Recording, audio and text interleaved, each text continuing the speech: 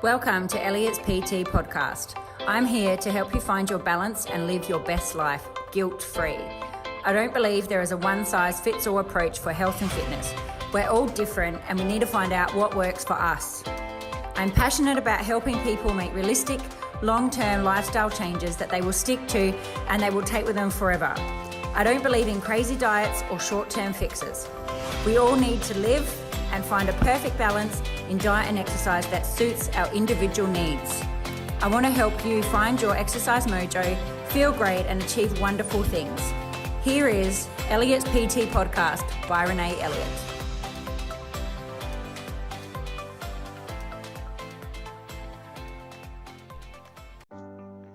Hello, and welcome back to Elliott's PT podcast.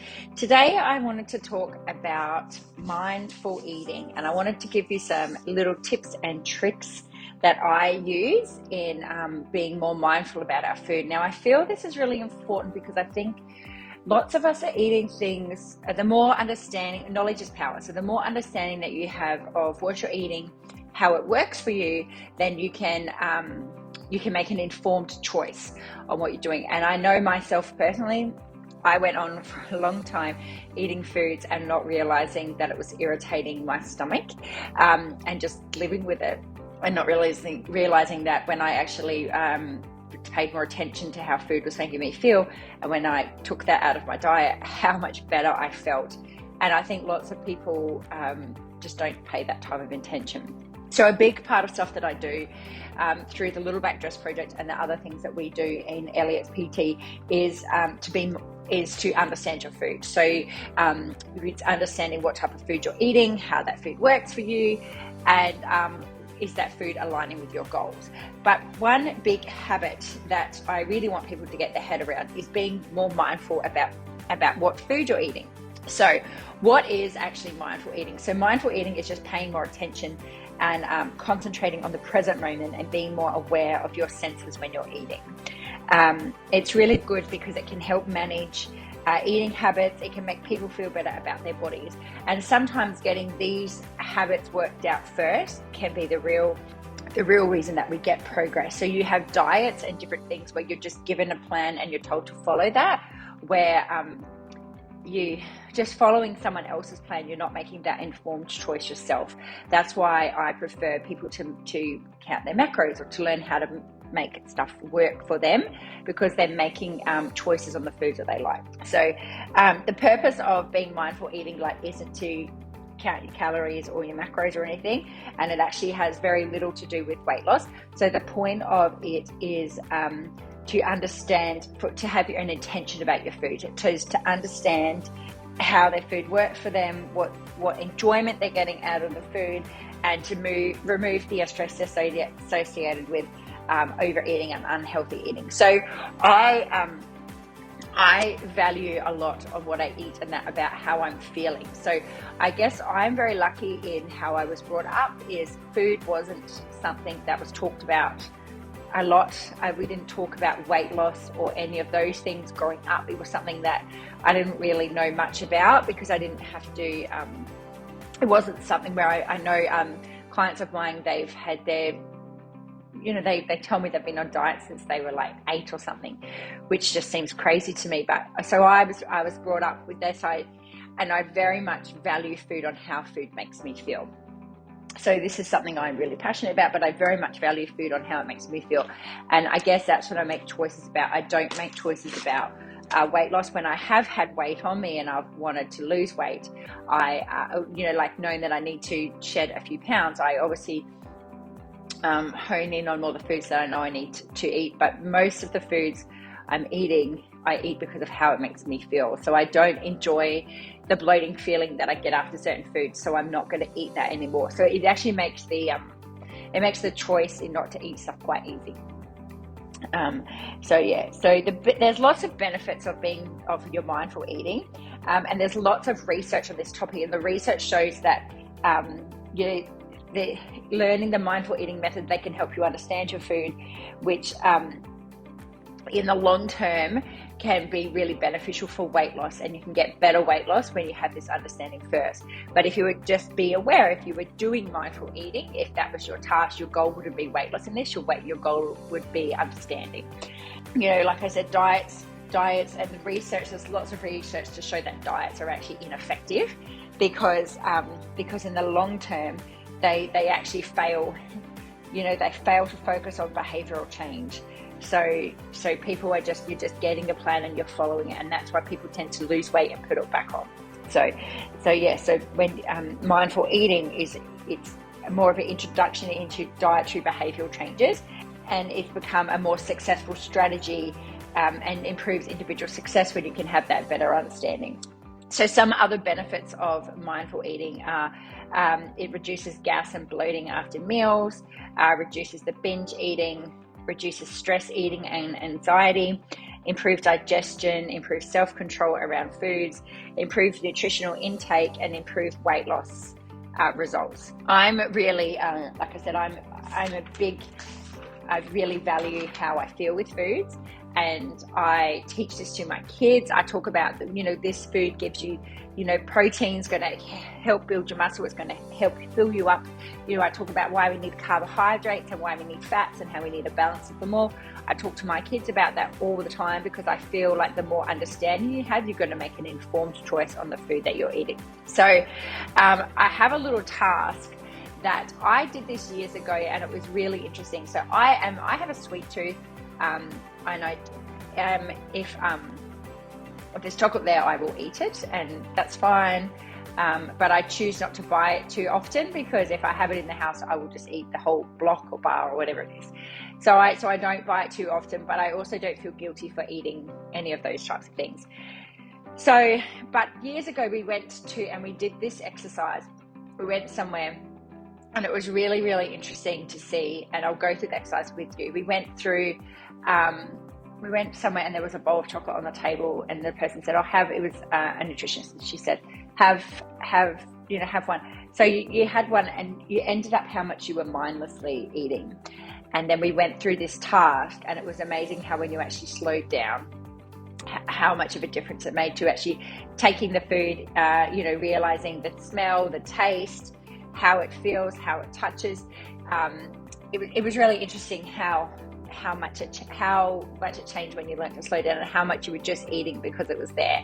And that's a big part of what I do, is we want to work out habits. So what's habits with your food of I'm eating food because I'm eating it just because it's there, or I'm eating it because I'm bored, those type of things. What's those habits, and how can we look at changing them or not having those things there to help facilitate you with your goals.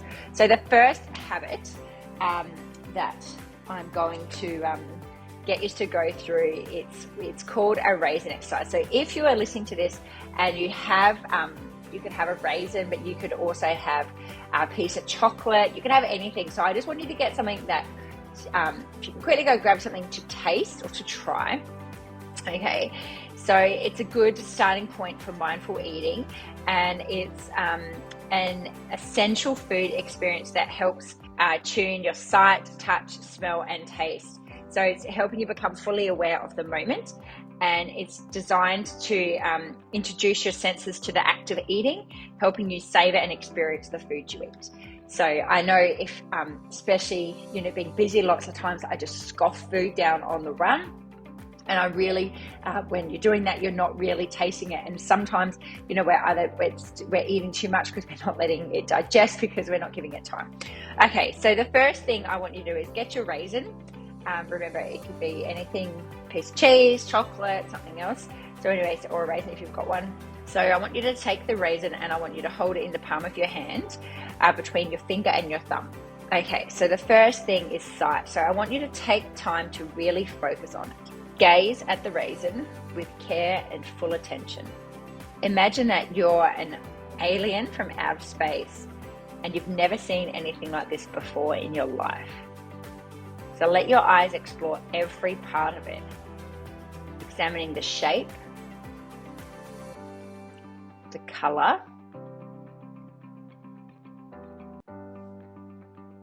the texture, and any imperfections.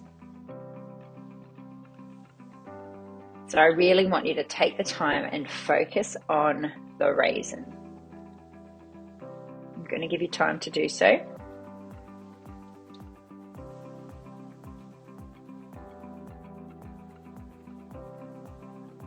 Okay, next is touch. So I want you to move the raisin between your fingers and feel the texture. So try this with your eyes closed to enhance your senses of touch. Is it hard,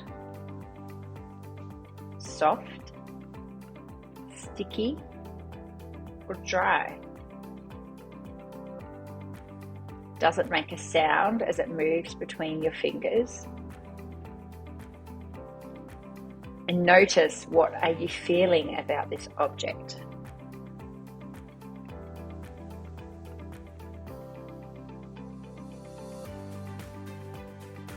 Next is smell. I want you to hold the raisin near your nose. Inhale the aroma and notice how your body reacts.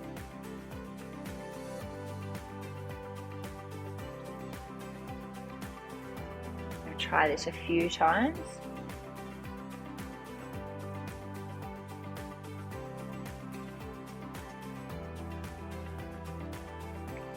Last one is taste. So place the raisin between your lips and just hold it there for a few seconds. So we're holding it in our lips. How does this make you react? Move it into your mouth, but don't chew it yet. Is there a taste? What's happening inside your mouth? And how does that make you feel?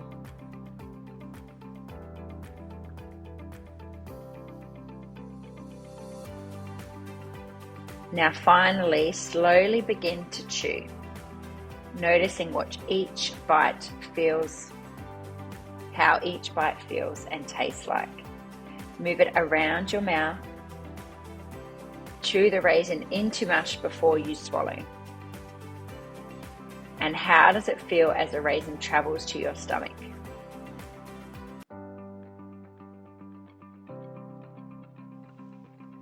Okay, now I want you to think just how your body feels as a whole after you've completed this exercise.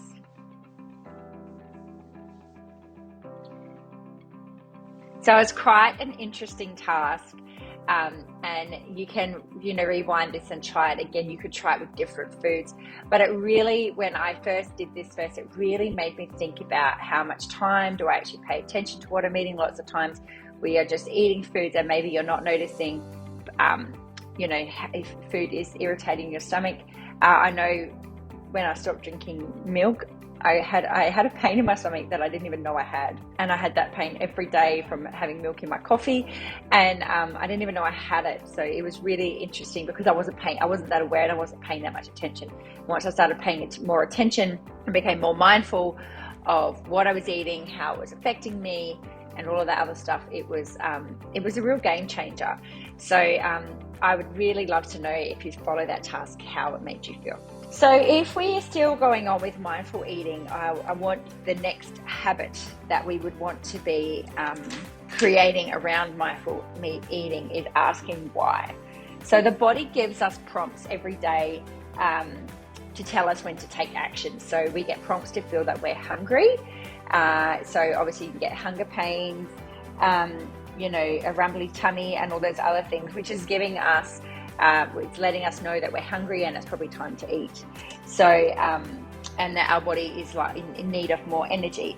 So, and if you don't respond to the hunger pains, then you could start to feel sick or unwell. You could experience like low blood sugar levels that could be dropped. So hunger is a physical feeling that we can satisfy, and these prompts are easily, we can satisfy them easily by eating food. But then it does become a bit more complicated when our psyche gets involved, and psychological hunger is what it's called, and it's pushing us to, this is what pushes us, I guess, towards snacking and overeating, and it comes for our emotional desire to eat. So we have no physical signs that our body needs energy, but we just, the cravings come from boredom, emotional eating, or, when we're feeling hormonal or anything like that. And so research actually suggests that boredom is the most common reason for psychological hunger. And, the interesting thing is, why do you think cinemas sell popcorn and other snacks? So they do it to entertain you through the boring parts of the movie. So when, with help of behavioral change and mindfulness, you can fight back, and you can remove yourself from the boring situation, and that then prompts you for the desires to snack. So again, having this awareness, you can then look at, when I'm bored, I'm going to eat this food. So what are some other things I could do first? And some things that I'm definitely an emotional eater. I remember, my papa was diagnosed with cancer, and I remember the day I found out he was diagnosed, I drove straight to the shops and I bought a couple of chocolate bars, and again, when my husband was sick, I was definitely emotionally eating then. I remember, I remember sometimes for dinner, I just had packets of, packets of Maltesers or things like that. So, when I have a stressful day with the kids, I still tend towards going, I need something sweet, but I know what works for me now, and I'm so much more aware that I don't have those big binges or things like that. So I think, and I also know that of some sweet alternatives of food that gives me that same fix, but it's not loaded with calories. So a simple thing that you could try is, when you feel like a snack, you could, when you feel like I will fill it with a glass of water. So you could have a glass of water. You could have a glass of water instead of a snack. You could, because lots of times we mistake hunger for thirst. You could go for a walk. You could just learn to distract yourself, and soon you're changing that habit. So the act of actually walking to go get a glass of water and then drinking the water to satisfy this craving will help you become more mindful of your prompts around snacking. So again, awareness is the key. The other thing that, when I realized we had a habit, I used to work in an office. When I worked in the office, we would, to get away from the workload, we would go for a walk down to the coffee shop. I didn't drink coffee at the time, so everyone would get a bought coffee, and then I would buy a chocolate bar. So then it came that I was having a chocolate bar every day. So from then, I then learned to, I realized that was happening. I wanted to change that habit. So I stopped going for a walk down to the coffee shop. I still would go out and I would go for a walk, but I would go the opposite direction, because as much as I didn't bring my wallet or anything like that, you could still buy it and it get taken off your pay. So I still found a way to get it, and I knew that. So then I just changed my habits, and I stopped going for that walk, which then stopped me eating the chocolate bar. The same thing, and this is all because of, if I wanted to be more mindful and not having as much sugar and those types of things. I'm mindful when we're in the shops that I don't go down those aisles. I try to just shop around the perimeter of the shops, get what I need, but there's really not much need to go down a lot of the center aisles. Okay, so the next habit when we're talking about mindful eating that we can look at doing is we can look at slowing down. It's good to, the more that you can understand, knowledge is power, so the more you can understand your body. So it takes about 20 minutes for your food once you start eating, so for your body to decide the signs of fullness. Okay, so we need to slow down when you're consuming your food, and it will allow enough time for your gut and your brain to communicate with each other, and it will help reducing overeating and help you in aiding in better digestion. I know that it was my mindset. I thought that I never had enough time to sit down and eat because I was always on the go. And I remember speaking to a nutritionist about this. She did some work for me, and and her face, she looked at me and she was like, and at that time I believed I didn't have enough time. I didn't have the understanding that time is choice. and I choose how I spend my time. So I could make a choice in the things I did and giving myself enough time to eat. And once I become aware of that, I was able to be more mindful and prioritize just slowing my eating down and stopping and being more aware of it that way.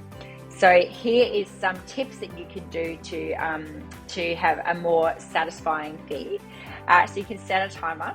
So before you begin dinner in the evening, you could set a timer on your phone for 20 minutes. You can take a few deep breaths to center yourself and try to take 20 minutes to eat your meal. So you could relax and really focus on your food.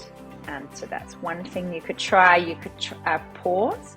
So if you find it difficult to sit down and make the meal last for a whole 20 minutes, you could put your fork down between each bite. Or you could do things like swapping your fork for chopsticks, because obviously they're harder, so that can help you slow down. So if you still struggle to pause, then you could leave the table to fetch a glass of water, or step outside and take 3 deep breaths and then return to your meal. So this is all just tips to getting you to slow down. The last tip is try to chew for 20. So chewing breaks down the food into smaller pieces and it aids in better and easier digestion, so making us feel fuller quicker. So in the first 5 minutes of your meal, take smaller bites than usual and try to chew 20 times before swallowing. So just see if you can chew 20 times. The big thing that I really find is I enjoy a glass of wine, but I enjoy one glass of wine. I don't enjoy multiple glasses. And but I always find it interesting that I wonder how much you really taste after the first glass. Like, what is just, are you just drinking because it's there, or are you really tasting the same as if you have, like if you're going out somewhere and you have a platter, you know, and you're sitting at a table and you just pick and pick and pick, and that's, you're just mindlessly eating this food on the platter. But are you really tasting it? Are you really enjoying it? Or are you just eating it because it's there? It's just interesting when you start thinking about mindful eating and becoming more aware of these things, how habits change, and then you realize, oh God, I'm doing this and I didn't realize I was doing this. And actually picking at that platter is 1,000 calories and I didn't even realize, and I've still eaten all my food today. I had this, calories, and instead of having one glass of wine and really enjoying the wine, I've had 5 or 6 glasses, and I think after the first glass I didn't taste much more. I was just sculling it down.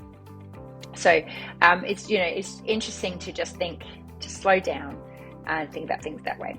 The next habit that we can use with mindful eating is removing distractions.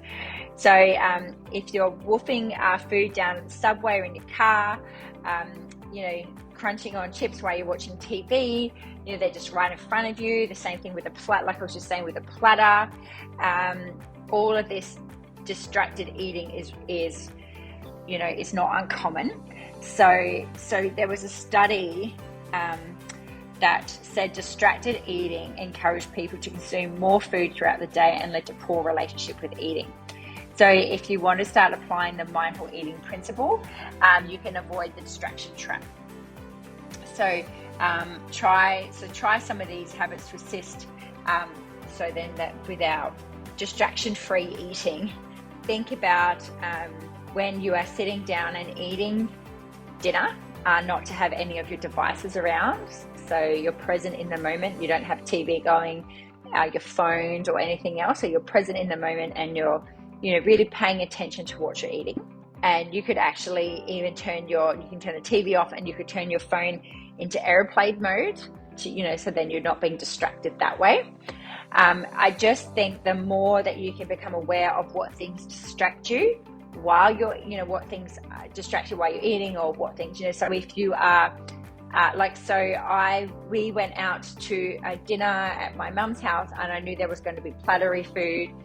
I knew the type of food that would be there, and I didn't want to eat that stuff. I knew because it's there, I would probably just eat it, but I didn't want to eat it because, again, I don't enjoy how it makes me feel. So I just made sure before I went to there, I had a protein shake. So I had that protein shake. I knew I was having dinner, which would be fine, but I knew there would be like 2 or 3 hours before dinner was ready, and that there would be plattery stuff. And so I knew So I just had a protein shake before I left, so I knew I would be full, and then I wasn't tempted to have that type of food. So again, it's all choices, but the more that you can understand, and I said my choices are really highly valued on how I feel and how my tummy feels, because I do suffer bloating and that type of stuff, and I don't enjoy it. When you become, the last habit that we can start thinking about when we think about mindful eating is predicting the future. So mindful eating, it can help you understand the type of emotions that surround you with your relationship with food. So when you are able to visualize how you might feel after a meal, before it's happened, you can help us connect better with food that we're eating and avoid any negative feelings before you start eating. There are some questions you can ask yourself. So again, this is helping you slow down and think about what you're eating. So you could ask your questions like, will eating this food evoke any emotions? If so, which ones? What do you think about these emotions that are surfacing? Are you eating to satisfy hunger or cope with a specific emotional need or issue in your day? And will this meal feel nourishing? And if not, why? So the goal of doing this is to become more aware of your emotional responses to food and to develop a better understanding of how the feelings that can affect how we eat, not just what we eat. So for me, I kind of ask myself these questions a lot, and it really helps. So yes, last night I took the kids down to the beach for dinner.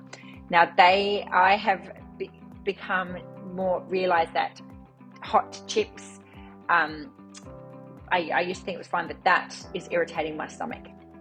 So because I don't enjoy that feeling, I'm not going to eat hot chips anymore, but I like them, but they're there. So I was going to get the kids like fish and chips and have them on the beach, but I didn't want to eat that food because I don't enjoy how that makes me feel. So I made sure that I went and I bought a pre-made salad and tuna and avocado, and I had that with me. So I made that choice in food because I wanted to take the kids to the beach for dinner because I thought that would be something nice to do, but I didn't want to eat that food. It doesn't mean that I stop that experience. It means that I make a choice in getting a different type of food that I know will work better for my body and will make me feel better. So that's what I did. So they had the fish and chips. I didn't feel like I was missing out. I don't feel like I think I feel better because I know that I'm not going to be bloated and have tummy pains after from having the chips. So I do that quite a lot. There's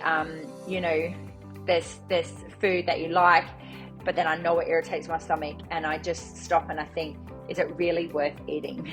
Like, is it worth eating for that little bit of enjoyment to then have stomach pains in the, like for the rest of the day, or to feel bloated? And for me, it's not, but I do have to stop and think and ask myself those questions. And obviously we're not perfect. Nobody is, but the more awareness that you can have around foods, what you're eating, become more mindful. It's a massive for making real changes, but the realistic changes that you can stick to. Because anyone, I can hand you a diet plan, I can hand you a meal plan tomorrow, and you can follow that meal plan to a T. But when the meal plan ends, you've not really learned that much about yourself. You've been able to follow something. Yes, you can follow recipes and all that other stuff, but you've not worked out what can work for you. So to go over the habits that you can help you with mindful eating and to have more understand and improve your relationship with your food is obviously try the raisin exercise, and you can try that with lots of food and become more aware. Try it with a glass of wine and sit and really taste it and think about the next time you're having an alcoholic drink, how much are you actually tasting of that? How much are you just wolfing it down, or are you actually tasting it, enjoying it? So the things you want to think about is sight, touch, smell, and taste. So the next habit was asking why. So are we really hungry? Are we really hungry? Is this hunger pains, or are we emotionally eating? Are we reacting to something? So ask yourself why. Think about taking the glass of water instead to distract you. Slowing down. So we know that it takes 20 minutes for our body to digest our food. So slowing it down and make sure that you're giving enough time for your gut and brain to communicate. And there was a few methods in there to make sure you get a more satisfying meal. So setting your timer, pausing or chewing for 20. The fourth habit was removing distractions. So getting rid of the TV and the phone and those things where we tend to be mindlessly eating and not really realize. I'm sure we've all had the time when you've had a bag of chips there and you've eaten, and before you know it, you've had the whole packet. But did you actually really taste it? No. And the last one was predicting the future. So thinking about understanding the emotions that you're having around your food, and asking yourself a few questions like, how does eating this food make me feel? Why do you think about? Is there any emotions surfacing? Are you eating to satisfy your hunger? Or will this meal feel nourishing? The biggest thing is, and the thing that I just wish people would stop feeling guilt around food.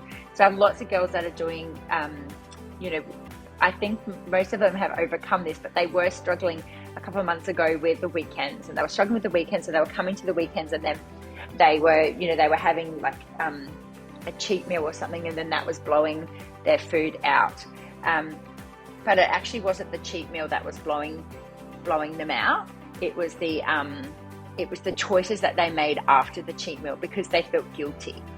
So, and we just don't need guilt. You don't need guilt with food. Food is food, but make an informed choice on what you're eating, either because of how you feel or because of what, if you have a goal in mind. But yeah, please don't feel guilty. It's not worth your energy, and we don't need to. And I find lots of people have they have a food, and then they feel guilty for it, and then they go, oh, I've mucked up, I've stuffed up, so then I'll just blow out everything else I do, and you just don't need to. So guilt, get rid of the guilt. So hopefully you'll be able to try some of these tips and become more mindful about what foods we're eating. It's a big part of what I do, because the more knowledge is power, and the more you can understand about how food works for you and how you can feel, you can then find something that you can realistically stick to for life. So make sure that if you try any of these out, that you let me know. I would really, really love to hear. And if you know anybody that you think this would help, please make sure that you share the podcast to them, and make sure you let me know. All right, guys, I will leave you with that, and I will speak to you all very, very soon. All right, have a great day. Thanks for listening to the Elliott's PT podcast. I hope you have been able to find this information of use to you. If you know someone who might enjoy this podcast, please share it with them, and ensure that you subscribe so you can be the first to know when new podcasts are released. If you have the time to leave a 5-star review, that would be amazing, and it would be greatly appreciated. If you do so, please screenshot and share onto any of our socials and tag us. Then email the screenshot to hello@elliotspt.com, and we will send you a free gift to your inbox. Thanks so much. Have an amazing day. Speak soon.